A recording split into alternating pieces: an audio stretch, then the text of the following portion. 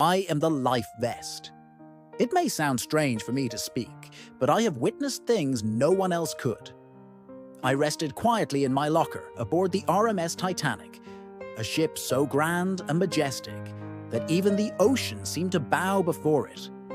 My fabric had never been worn, never needed, yet I knew my purpose: to protect, to hold life, to be the final tether between safety and the icy grip of the Atlantic. The evening began with a serene beauty. The sun dipped low, painting the grand decks in golden light.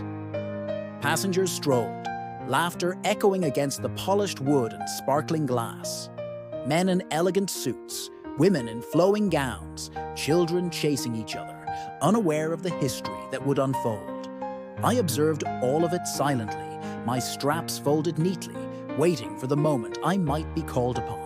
I felt the nervous excitement of first-time travelers, the gentle sway of the ship beneath them.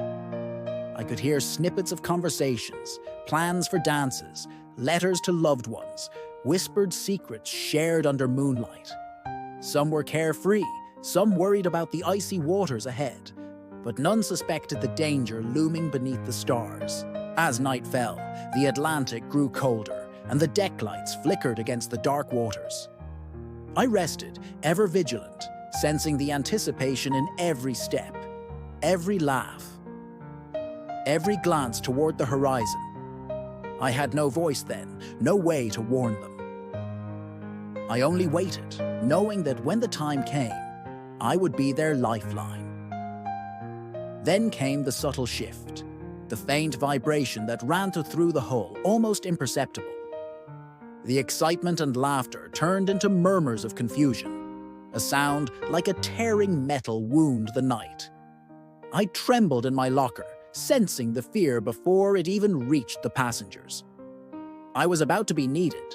I was about to fulfill the purpose I was built for. But in that brief moment, I observed humanity in its purest form: hope, joy, curiosity, and vulnerability. Little did they know, the night would test every ounce of courage and every heartbeat aboard the Titanic. And so, I waited, quiet, patient, ready, for the moment when I would cradle life itself in my straps and hold tightly to hope amid despair. The night changed forever the moment the Titanic shuddered. A sharp, unnatural sound cut through the music and chatter, a grinding scrape of metal against ice. I felt it through the locker, a warning I could not voice. Panic rippled across the decks, and hands reached for me. I was yanked from my quiet rest, straps flailing as trembling fingers clutched me desperately. I was no longer just an object. I became a lifeline. I embraced men and women, children and strangers alike, holding them tightly against the unforgiving cold. The frigid wind bit at exposed skin, and the ocean's darkness spread around us like a living shadow. I could feel hearts racing, hear gasps and cries that tore through the night. Some held me loosely, praying I could save them. Others gripped me as though I were the only thing keeping them tethered to life. I could feel the terror in every thread, the hope that maybe, just maybe, I could protect them from the freezing abyss. Mothers whispered words of comfort I could not speak. Fathers clutched children tightly, promising safety I could not guarantee. I bore witness to every act of courage and every moment of despair. The lifeboats were being lowered, yet there were never enough. I floated alongside them, holding on to those who had nowhere else to go. I felt the screams of the ocean itself, each wave crashing like a monstrous hand reaching for us. People struggled, fought for air, some slipping from my embrace into the cold, dark water. I could not save them all, but I held tightly to the ones I could. Time blurred.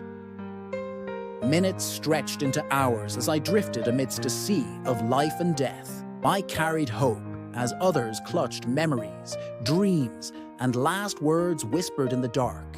I was soaked in fear, in sorrow, in courage that I could only feel, not understand.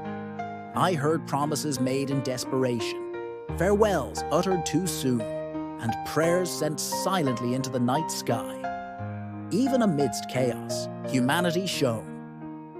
Strangers became allies, strangers became heroes. Hands reached out to help. Words of reassurance were murmured amidst the terror, and I bore witness to it all. The bravery, the despair, the raw pulse of life itself. I am the life vest. I cradled fear and hope in equal measure. I floated through the darkness of the Atlantic, holding life, holding memories, holding the fragile thread between survival and oblivion. And in that frozen night, I became more than an object. I became a witness. After the cold, endless night, I was found. Among debris and shattered dreams, I floated quietly, carrying the remnants of those I had held so tightly. Some had survived, some had not. The ocean released me into the hands of rescuers who pulled me from the freezing grip of the Atlantic and preserved me carefully. But my story did not end there. I was placed in a museum, among artifacts that bore witness to history, tragedy, and heroism. Visitors walked past me, curious, unaware that I had carried fear, hope, and the final moments of countless souls. They see me as an object, yet I am much more than that. I am memory. I am testimony. I am the echo of life itself. I remember every trembling hand, every whispered prayer, every heartbeat that clung to me for survival. I remember the courage of fathers shielding children, mothers comforting strangers, and the strangers who became heroes in the face of despair. I have absorbed the stories that the world must never forget. Now, as I sit on display, I serve a new purpose. I remind people of the fragility of life and the strength of the human spirit. I teach that even in the darkest hours, hope can endure. I teach that courage can emerge when it is needed most, and that every life, every choice, every act of kindness matters.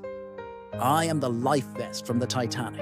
I held fear and hope, despair and courage, life and memory. Through me, the world remembers the night the great ship sank, the lives lost, and the bravery shown. I am silent, yet I speak louder than words ever could. I am the witness, the guardian of the stories, the thread that binds history to memory. Even now, in a museum case, I whisper to every visitor, remember us, remember courage, remember life.